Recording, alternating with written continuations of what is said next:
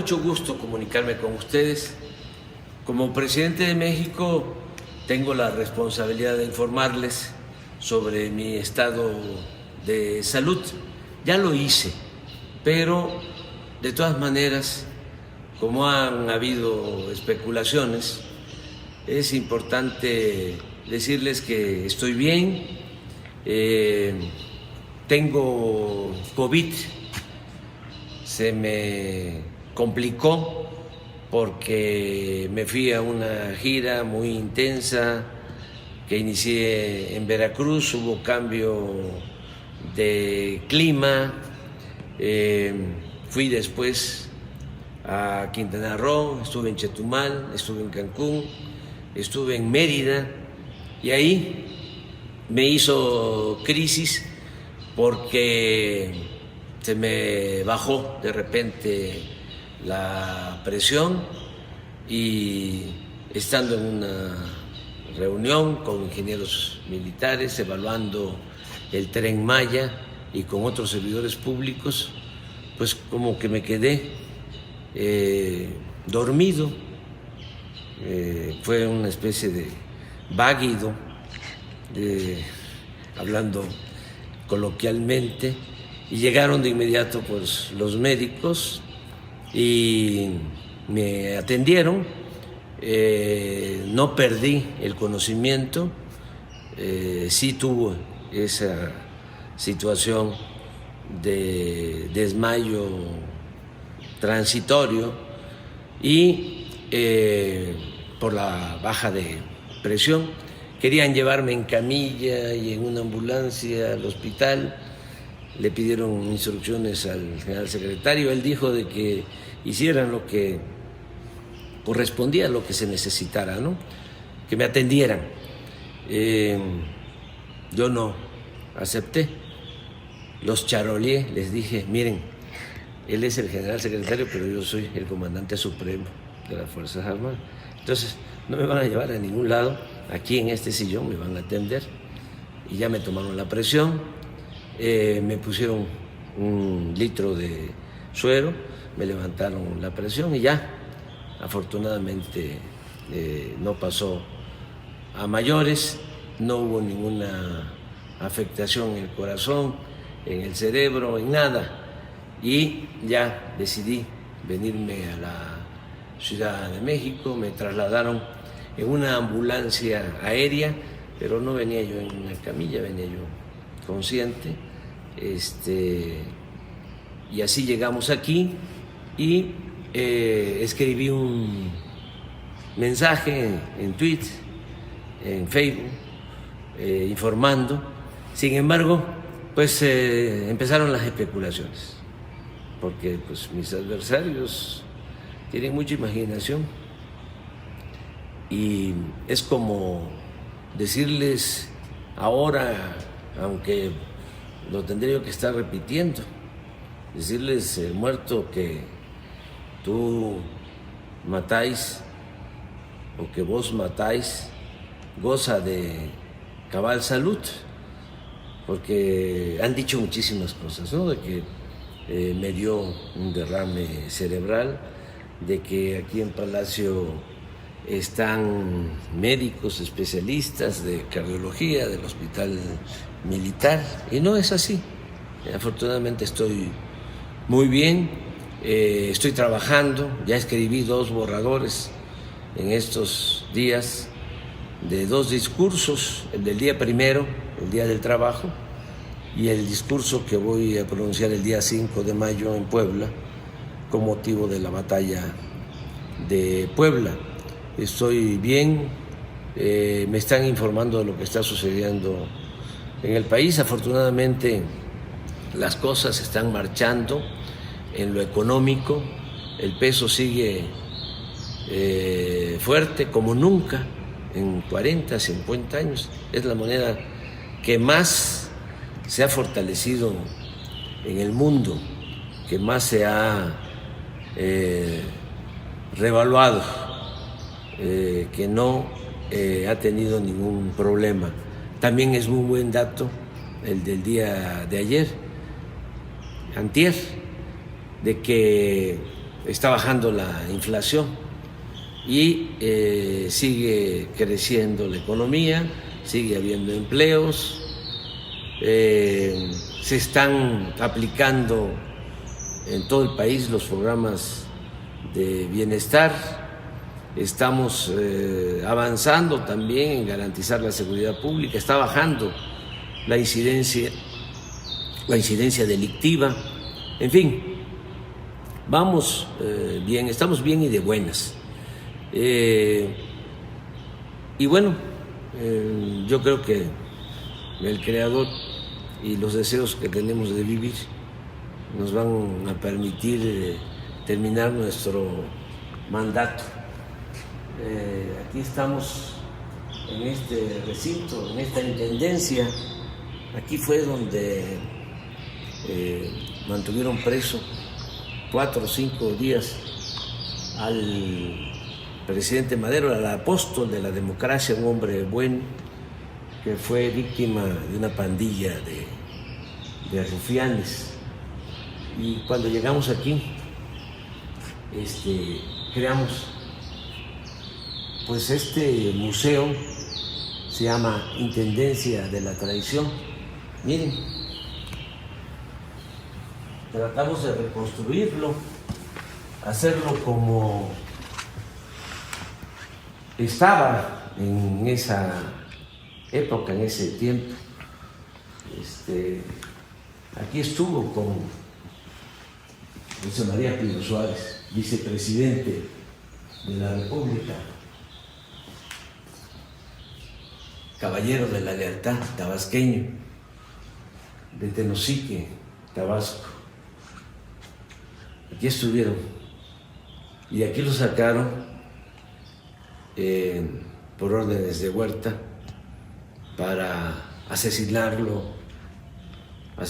los dos de manera cobarde, cerca de Lecumberri. Bueno, él padeció mucho de la prensa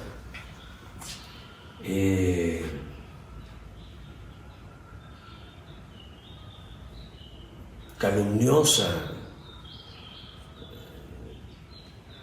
Paco Ignacio Taibo escribió un libro extraordinario sobre Madero que se los recomiendo, que se llama Tiempos de Sopilotes, porque lo trataron muy mal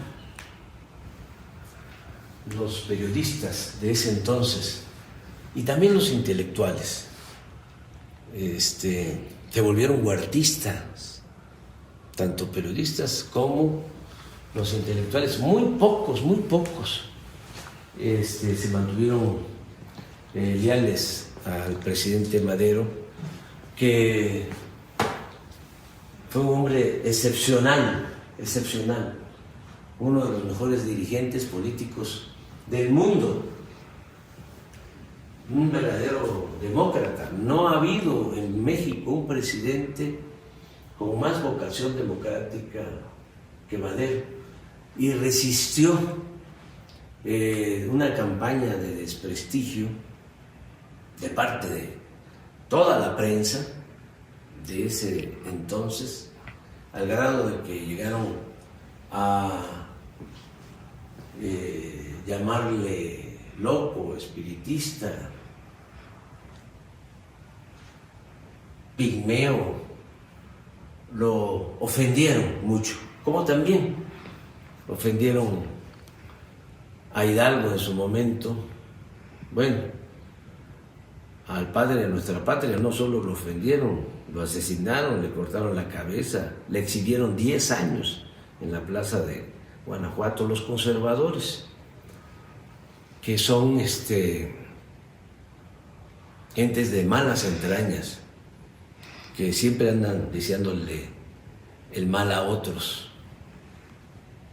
Hablo de Hidalgo, pero pues lo mismo padeció Morelos, y luego Juárez, que fue tratado de manera racista, el mejor presidente que ha habido en la historia de nuestro país.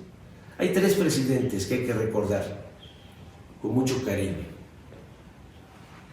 Benito Juárez, Francisco I. Madero y el general Lázaro Cárdenas del Río también padeció una campaña en su contra muy fuerte de los oligarcas, los que se opusieron a la expropiación petrolera.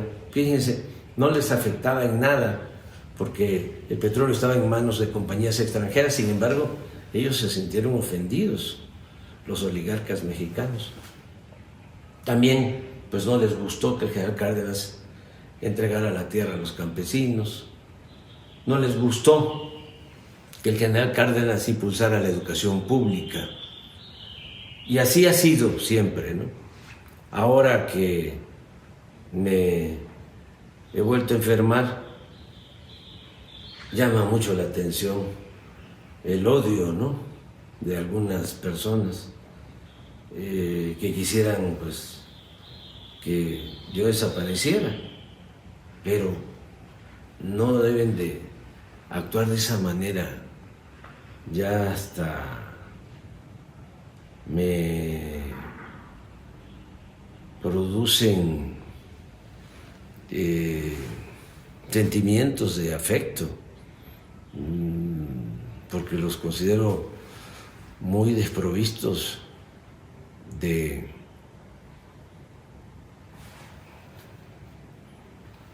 buenos sentimientos, los veo muy solos, muy vacíos, con mucho odio. No deberían de pensar así, no hay que desearle mal a nadie, hay que aplicar el principio del amor al prójimo.